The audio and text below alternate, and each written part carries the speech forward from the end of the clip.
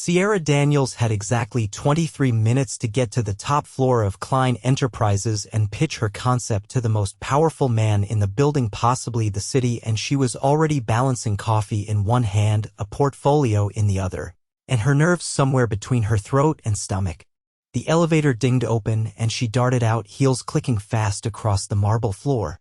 She didn't even get to knock on the executive conference room door before a blur of motion came from the opposite hallway, and just like that, her entire morning exploded. Hot coffee splashed across her cream blouse, her neatly organized file folder, and half the floor. "Oh hell," the man muttered, stepping back sharply. "I'm so sorry." Sierra froze, blinking at the ruined stack of hand-labeled proposals in her arms. Her first thought was, "I printed those on specialty linen paper." Her second was, "My shirt is soaked in Colombian roast." Her third came when she looked up straight into the piercing green eyes of the man who just turned her morning into a disaster. He was tall, dressed in a charcoal suit that looked like it was tailored in Italy this morning, and he had the kind of confidence that made people step aside without thinking. His dark hair was tousled like he'd run his hand through it 5 times in frustration or 5 times in bed. He looked vaguely familiar, but she didn't have time to place him. "I didn't see you," he said quickly, pulling a handkerchief from his inner jacket pocket and offering it to her. Let me help you clean this up." Sierra stepped back. "Please don't. You've done enough. I really am sorry." He looked genuinely regretful, and something about the way his brow furrowed made her stomach twist in a way that had nothing to do with caffeine. "I have a meeting," she muttered, crouching to salvage what she could of her papers. "Or, well, I had one." He knelt down beside her, ignoring the mess on his own trousers. "What meeting?" She sighed. "I was supposed to pitch a campaign to the CEO. Peter Kline. But it's fine. I'll reschedule." "Or not." The man froze for half a second, then slowly stood. "You're here to see me." Sierra blinked up at him. "What?" "I'm Peter Kline." It took her a full second to process. She'd spent the last 2 weeks researching this man, CEO of Kline Enterprises, youngest executive in the company's history. Net worth somewhere north of $200 million, and now he was standing here with her coffee on his slacks and a quiet apology in his gaze. "You're Peter Kline?" she repeated. "Unfortunately, yes," he said, lips twitching halfway to a grin. "And I owe you a new blouse. And probably a job." "I don't need your job," Sierra said quickly, cheeks warming. "I need 10 minutes of your time and a working printer." He laughed, and it was low and warm and totally inappropriate for a man who probably crushed deals before breakfast. "Well, I can give you both. Come with me." She hesitated, then followed him down the hallway, trying not to notice the way every assistant, intern, and executive did a double take as they passed. She was keenly aware of the massive stain spreading across her chest, but Peter didn't even glance at it. He led her into a sleek office that overlooked half the city, then gestured toward a leather chair. "You can print your materials here. Take your time." "I really appreciate this," Sierra said, already pulling out her flash drive. "I didn't mean to be rude." "You weren't," he said, leaning against his desk. "You just didn't know you were snapping at the guy in charge." She shot him a look. "Is that what you're used to? People pretending you didn't just spill coffee all over them because you're the CEO?" He tilted his head. "Yes. But I prefer people who don't." Sierra worked in silence for a few minutes, reprinting her proposal and trying to ignore the fact that the man watching her had the kind of presence that made oxygen feel optional. When she finally turned back toward him, he gestured toward the small conference table in the corner. "Let's hear what you've got, Sierra Daniels." She took a deep breath and launched into her pitch, the one she'd rehearsed 100 times in front of her mirror. But something shifted as she spoke. Peter didn't just nod politely, he asked questions, pushed her, challenged her ideas. And when it was over, he leaned back and said, "That's better than anything my in-house teams put together in 6 months. She blinked. "Wait, really?" "Yes. And I'm not just saying that because I owe you dry cleaning." Her heart kicked in her chest. So I want you to come back. Tomorrow. Meet the rest of the team. We'll talk terms." That's when she realized her hands were shaking. Not with nerves anymore, but with adrenaline. Maybe even excitement. "I'll be here," she said, slowly grinning. As she turned to leave, Peter spoke again. "Sierra?" She glanced over her shoulder. "I meant it. I'm sorry about the coffee. But I'm not sorry we met." Her smile faltered for a beat and then returned, brighter than before. Neither of them said what they were both thinking. Something about this already felt like more than business. The rain poured the next morning as Sierra stepped into the sleek black car that had pulled up to the curb outside her apartment. "This is for me?" she asked the driver. "They said your name was Sierra Daniels?" he asked. She nodded, and he opened the door with a crisp, "Mr. Kline sent it." Her breath caught. He'd sent a car?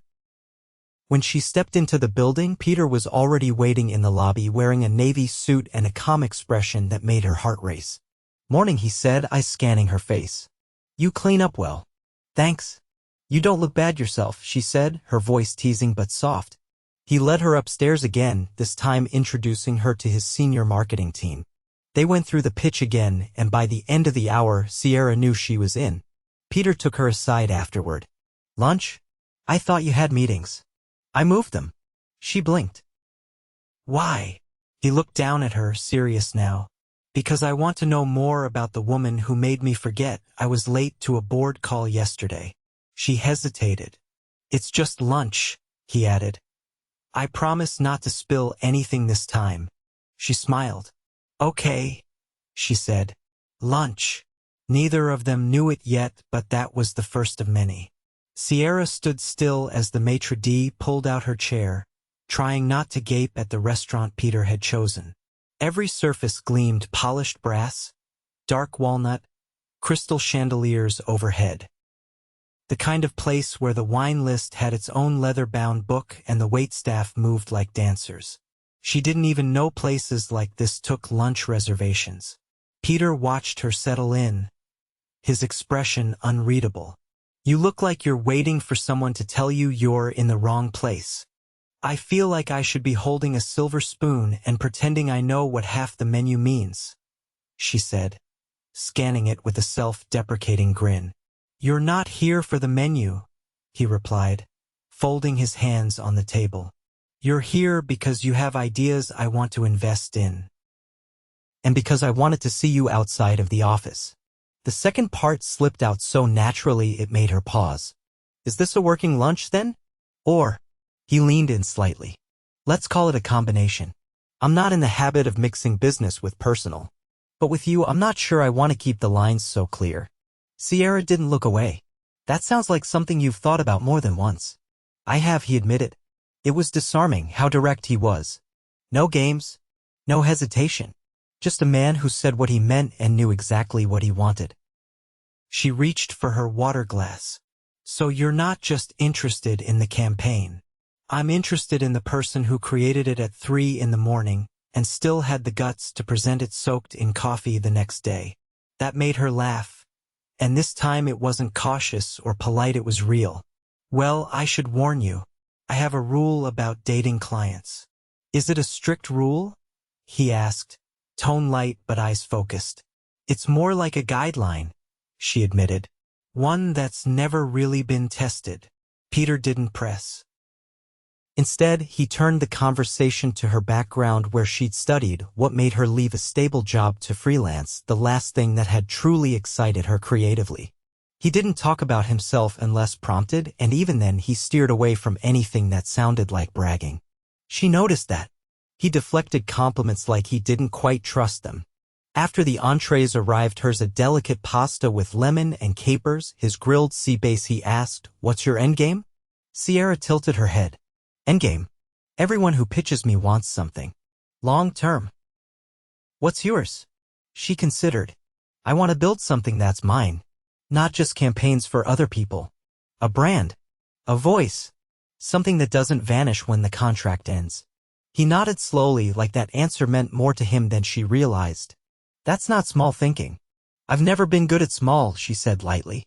Peter smiled, but it didn't quite reach his eyes this time. "Neither have I." Their server reappeared with dessert menus, but he waved his away. "Walk with me instead?" Sierra hesitated only a second before rising. "Sure." Outside, the rain had eased to a mist, softening the edges of the city. Peter didn't offer his arm, but he walked close enough that she could feel the warmth of him, the quiet steadiness he carried like it was stitched into his suit. They wandered down a quieter street, past galleries and boutique storefronts, until he finally stopped in front of a small building with ivy climbing the brick facade. "This used to be a bookstore," he said, nodding at the darkened windows. "I used to come here every Saturday. Sit on the floor in the back and read until they kicked me out." She glanced at him. "You don't strike me as the kicked out of bookstores type." "I wasn't then either," he said. "But I remember thinking, even when I was a kid, that I wanted to own something like this one day. Not just the building. The idea of it. A place that belonged to me where I didn't have to ask permission to stay." Sierra's voice softened. "And now? Now I buy buildings like this and lease them to coffee chains." She laughed, but he didn't. "I'm not sure it's progress," he added. She studied his profile, the line of his jaw, the tension in his shoulders. There was something about him that didn't match the headlines. Everyone talked about his deals, his money, his empire. No one mentioned the man who remembered the floor of a bookstore like it was a friend he'd lost. "I don't think success always has to look like what we thought it would when we were 10, she said. Peter turned to her then, something unreadable in his gaze. "What if I told you I'm not sure I'm done figuring out what mine's supposed to look like? I'd say that makes two of us." They stood there for a long moment, the quiet between them heavier than it should have been. Then Peter said, "There's an event tomorrow night. I'd like you to come." Sierra raised a brow. "What kind of event?" "Charity auction. Black tie. Not work-related. Not strictly." She hesitated. "Is this part of the lunch or part of the blurred line you mentioned earlier?" He didn't flinch. "It's part of me wondering what happens if I let someone pass the line entirely." That threw her. Not because it was too much, but because it didn't feel like too much at all. She drew a breath. "I don't have anything to wear to something like that. I'll take care of it." Sierra narrowed her eyes. "You're not dressing me, Peter Kline." He grinned. "I wasn't going to pick it out. Just make sure you have options." She crossed her arms. "That sounds suspiciously like dressing me. Then let's call it sponsoring your debut at an evening I'd rather not attend alone." She rolled her eyes, but she didn't say no. "I'll pick you up at 7, he said, already pulling out his phone to make arrangements. Sierra watched him, the man who had accidentally ruined her morning and now might be rewriting her entire month. "Okay," she said softly. 7. And just like that, she realized the line between business and something else had already disappeared. Sierra stepped out of the car with a breath she hadn't realized she was holding. The entrance to the Waldhurst Grand shimmered under a canopy of soft white lights, the kind that made everything look like it belonged on a movie set. She glanced down at the midnight blue gown that had been delivered to her that morning, a gesture she'd argued against far too briefly. The fabric clung in all the right places, the neckline daring yet elegant, the drape whispering against her skin with every movement. She hadn't wanted to be impressed. And yet, when Peter emerged from the other side of the car in a black tux with a crisp tie and an expression that made her pulse stutter, she felt herself tilt towards something dangerous. "You clean up better than I expected," she said, forcing her voice light as they approached the marble steps together. He offered a quiet glance down at her dress. "I'm trying not to stare, but you're making it incredibly difficult." "You paid for it," she said, lifting her chin. "I financed a possibility. You're the one who made it unforgettable." The words landed softer than they should have. As they entered the ballroom, the air shifted. It hummed with soft string music, murmured laughter, and the clink of champagne flutes. Glimmering chandeliers sparkled overhead, bouncing light off crystal and silver in every direction. Peter guided her through the crowd with the quiet confidence of someone who'd been born into this world, even if she knew he hadn't. His hand never left the small of her back, but he didn't pull her closer either. It was control. Polished, restrained, and maddeningly attractive. A man near the bar turned as they passed. "Peter. Thought you'd vanished." "I've been selective," Peter replied easily. "Sierra, this is Grant Lennox. Real estate investment." "Grant," Sierra Daniels. Grant's gaze lingered. "You didn't mention she was brilliant and beautiful." Peter's tone shifted by a fraction. I didn't think I needed to. Grant laughed, excused himself, and moved on, but Sierra caught the edge in Peter's jaw. Old friend? She asked once they were alone again. Colleague, Peter said. He likes to stir the pot when he thinks someone's guarding it too closely. She turned to him. Am I the pot? He looked down at her with a faint flicker in his eyes. You're the one thing in this room I don't want anyone else to touch. The honesty of it made her breath catch. But before she could answer, a voice cut through the hum around them. There you are. A tall woman with a sharp bob and sharper heels approached, her smile tight and calculated. Peter, I was told you wouldn't be attending. I changed my mind, he said, his posture tightening. The woman's gaze slid to Sierra, then back to Peter. I see. And you are? Sierra Daniels, she offered, extending a hand. The woman didn't take it. I'm Eleanor Vance. I sit on the board of Kline Enterprises. Or did until recently. Sierra's hand lowered, her expression still polite. Peter's voice remained neutral. Eleanor stepped down last quarter. Voluntarily, Eleanor added quickly, though I hardly expected you to replace half the board within weeks. You know why I did, he replied. Sierra glanced between them, catching the undercurrent immediately. Eleanor's eyes narrowed. I hope you're not making the same mistake with her. Peter's voice dropped a note. Sierra's not part of the company. And she's not your concern. Eleanor's smile turned brittle. Just be careful, Peter. You've always had a blind spot for things that feel like escape. With that, she turned and disappeared into the crowd. Sierra waited for him to speak, but he didn't.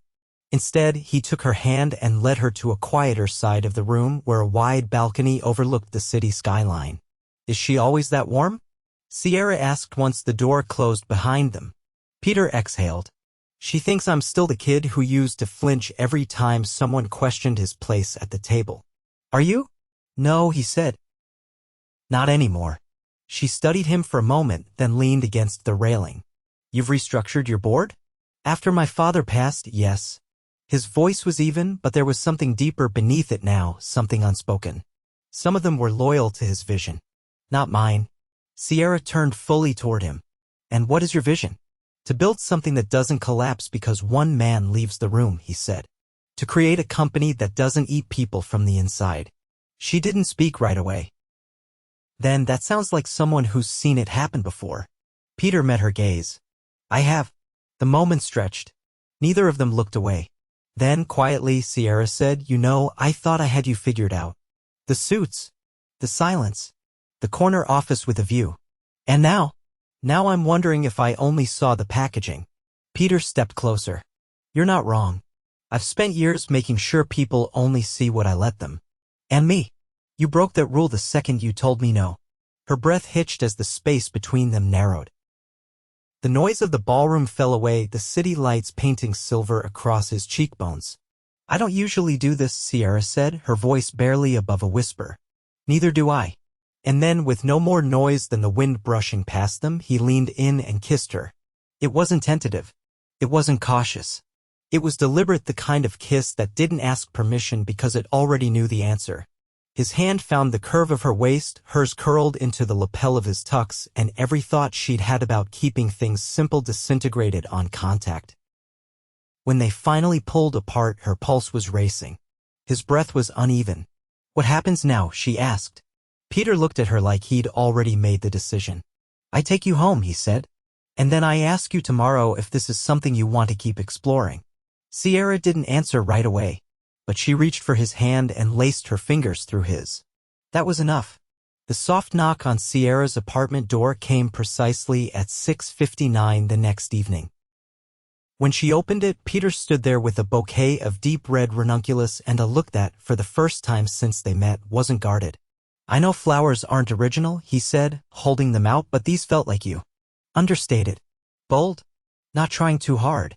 She took them, surprised by the specificity. You're lucky I like symbolism. I'm luckier that you opened the door. Sierra stepped aside to let him in. The space was small but filled with warmth, sunlight pouring through gauzy curtains, books stacked haphazardly on every surface, a half-finished canvas on an easel in the corner. Peter glanced at it. That yours? It's my therapy when design clients drive me up a wall. He walked toward it slowly. What is it? I don't know yet. That's kind of the point. He turned to her, something soft flickering behind his eyes. You ever sell them? She shrugged. Sometimes, when I think they're finished. Doesn't happen often. I understand that more than you think. Sierra set the flowers in a vase. You didn't come here to talk about half-finished paintings. No, Peter said, stepping closer. I came here because I realized something after last night. She looked up. I've spent years controlling every part of my life, meetings, partnerships, even how people see me. But this, with you, I don't want to control it. I just want to see where it goes. Sierra studied him. And what if it goes nowhere? Then I'll know I tried. But I don't think that's what's going to happen. She tilted her head. You're used to closing deals, Peter. Not opening doors you don't know how to walk through. I know. That's why I'm here. I want to try anyway. They didn't go anywhere that night. No restaurants, no limousines. Just a bottle of wine opened on her kitchen counter and a quiet conversation that lasted until the sky turned indigo. He told her about the first time he realized he didn't want to follow in his father's footsteps. The night he almost walked away from it all. She told him about the clients who'd taken her ideas and sold them as their own, the way she'd sworn she'd never let anyone make her feel small again. When he reached for her hand this time, it wasn't tentative. It was grounding. I don't want this to be temporary, he said. You don't even know what this is, she replied. I know enough to want more. A week later, Sierra's name appeared on the official roster of Kline Enterprises creative partners. Not as an employee, as a contracted brand consultant with full autonomy and a direct line to the CEO. People talked, of course they did, but Peter didn't flinch. He brought her into strategy meetings, asked for her feedback, challenged her in front of the department heads, and praised her when she held her ground. She never let him win easily. He never expected her to. One evening, after a particularly intense presentation to a potential investor, Sierra dropped onto the leather couch in his office and kicked off her heels. I think I pulled a muscle trying to out-argue you in that room. Peter loosened his tie and sat beside her. You didn't out-argue me. You outmaneuvered me. Semantics. Strategy, he corrected. Which is why I need your brain permanently attached to this company. She raised a brow. Permanently? He reached into his desk drawer and pulled out a small velvet box. Her breath caught, not because it was too soon, but because it wasn't a ring. Inside was a key. To the penthouse, he said. Not because I want to move fast, but because I want you to know I'm not going anywhere. And I don't want to keep pretending this is just a work thing. Or a phase. Sierra stared at it. Are you asking me to move in with you? I'm asking you to build something with me. Whatever that looks like. No pressure. Just possibility. She took the key slowly, fingers brushing his. I never imagined this is how it would happen. You mean the part where I destroyed your proposal and still ended up falling in love with you? She blinked. You're the first one to say it. I meant it. She looked at him for a long moment. Then you should probably know. I love you too. Even if you are a complete control freak. I'm working on that. I've noticed. The next 3 months were a blur of deadlines, laughter, and discovering that falling in love with someone didn't mean losing yourself. It meant expanding. She kept her apartment. Peter never asked her to give it up, but she found herself staying at the penthouse more often than not. Her toothbrush appeared in his bathroom one day. Her sketchbooks on his coffee table the next. One morning, she woke to find a note on the pillow beside her. Don't make plans for tonight. Be ready by 6. At exactly 6 o'clock, a car waited downstairs. No driver this time. Just Peter behind the wheel, grinning like he had a secret. Where are we going? You'll see. He took her to the edge of the city, then up a winding road that ended at a small brick building with ivy curling up the sides. It took her a moment to recognize it, the old bookstore he'd talked about that night on the balcony. Except now it had been transformed. Inside, soft pendant lights hung from exposed beams, shelves had been restored, and a small sign above the counter read, Kline and Daniels. "What is this?" she asked, heart-hammering.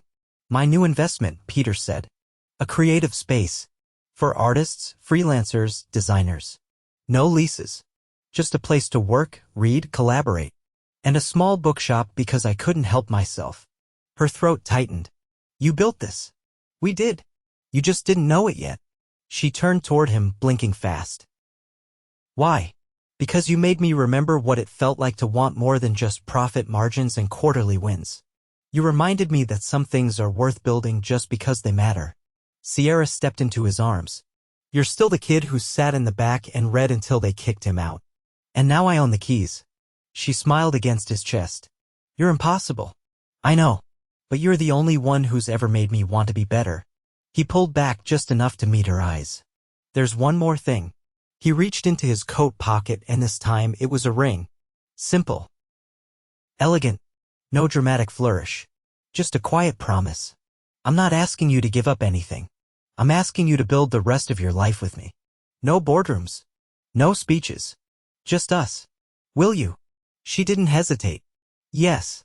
They stood there, surrounded by books and the echoes of everything they'd fought to become, and kissed like it belonged to them. Because it did. The morning sun poured through the tall windows of the newly opened Kline and Daniels creative house, bathing the hardwood floors and open shelves in a golden glow. Sierra stood barefoot behind the front counter, a mug of tea warming her hands, watching the city wake through the glass doors. The scent of fresh paper and cedar drifted through the air, and the soft rustle of pages being turned echoed from the reading loft above. She heard the front door open and turned, expecting one of the early risers from the design collective upstairs. Instead, Peter walked in with a thin pastry box in hand and the quiet satisfaction of a man who had finally slowed down enough to savor mornings. "Before you say anything," he said, holding up the box. "Yes, I did wait in line. And no, I didn't send someone else." She arched a brow. "You voluntarily stood in a bakery line before 8? "I did.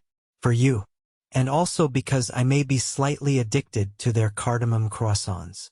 Sierra laughed as he set the box on the counter and leaned over to kiss her forehead. "You're adapting disturbingly well to civilian life. I've been taking notes from the woman who makes freelance chaos look like art." They walked together to one of the round tables in the center of the space, and as she unwrapped the pastry, Peter pulled a folded envelope from the inside pocket of his jacket. "I wasn't sure how to give you this," he said, placing it in front of her. "So I figured croissant first, then life-altering news." She eyed it warily. "Is it a prenup? Because if so, I'm going to need more carbs." He chuckled. "No, it's a letter from the city's Arts Council. Your proposal got approved." Her mouth parted. "Wait, the grant? The one I submitted 6 months ago?" He nodded once. "They're funding the entire program. You'll be able to run workshops, host exhibitions, offer mentorships. They loved your pitch." Her fingers trembled slightly as she opened the envelope and scanned the letter. "I thought it was a long shot. I didn't even think I'd hear back. They didn't just approve it." Peter's voice was warm. "Sure. They want to make you the face of the program." She looked up slowly. "You didn't pull strings?" "I swear.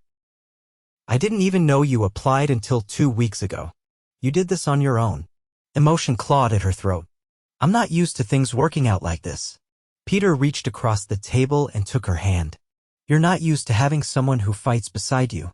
She squeezed his fingers. "That's not true anymore." That afternoon, they walked the property behind the building, a sun-dappled courtyard tucked between old brick and new glass. Peter had cleared it for expansion, and now they stood in front of the blueprint Sierra had drafted herself for the community art center that would grow alongside the main space. "I want this to be more than a business," she said, tracing the outline of the future gallery wall. "I want it to be a place people come back to. Because it changed something for them." Peter rested his chin on her shoulder. "Then we'll build it that way. Every square foot." She turned to face him. "Have you noticed you don't say I as much anymore?" His mouth curved. "You're the reason we started sounding better." That night, they hosted the grand opening gala. Candles flickered in glass cylinders lining the staircase. The walls were filled with work from local artists, and soft jazz spilled from the speakers. Sierra wore a floor-length gown in burnt copper silk. Her hair swept into a twist that revealed the delicate chain around her neck, the one Peter had given her that morning, with a single charm in the shape of an open book. As guests mingled, he pulled her aside near the staircase, just beneath a hanging installation of origami lanterns created by one of the high school students she'd mentored. "I've been thinking about our wedding," he said, his voice low. She raised a brow. "We haven't even set a date." "I'm not talking about the date. I'm talking about the location." She leaned back slightly, intrigued. "You have a plan?" "I do," he said. "The rooftop. Here. Sunset. With the city behind us, and the place we built beneath our feet." Her eyes softened. "You really don't like traditional, do you?" "I do actually," he said. "I just think tradition should reflect who you are. And I want our wedding to feel like us. Not a performance." Her voice dropped. "Then let's do it." He blinked. "You mean yes. Here. Sunset. Just us and the people who matter." The following week, beneath a sky streaked with gold and violet, Sierra walked barefoot across the rooftop in a simple dress of ivory silk. Her sister, Lily, stood beside her as her witness. Peter waited in a navy suit, no tie, his hands steady, his expression completely unguarded. They exchanged vows they'd written that morning. Raw, imperfect, and completely their own. "I never expected to find someone who made me feel like home," Sierra said. "But you did. And you are. Every day." Peter looked at her like she was the only real thing he'd ever touched. "You made me want to let someone all the way in. You're not just my partner. You're my peace." They kissed as the sun dipped below the skyline, the city humming quietly around them. Afterwards, they danced under string lights, surrounded by laughter and stories. There was no grand ballroom, no orchestra. Just their rooftop, the people they loved, and the quiet certainty that they had chosen exactly right. Months later, Sierra sat in the back of a packed classroom in the art center's new wing, watching a group of teenagers paint murals that would cover the courtyard wall by spring. Peter leaned against the doorway, arms crossed, smiling as he watched her. "They don't even know who I am," he said. "Good. That means they're focused on the right person." She rose from her seat and walked over to him, looping her arms around his neck. "You missed the boardroom?" "Not one bit." She kissed him softly. "You finally found the thing that doesn't collapse when you leave the room." "I found you," he said. "Everything else came after." They stood in the doorway as the kids laughed and painted, the sound of new stories beginning all around them. And this time, the future didn't feel like a question. It felt like a promise they'd already started keeping.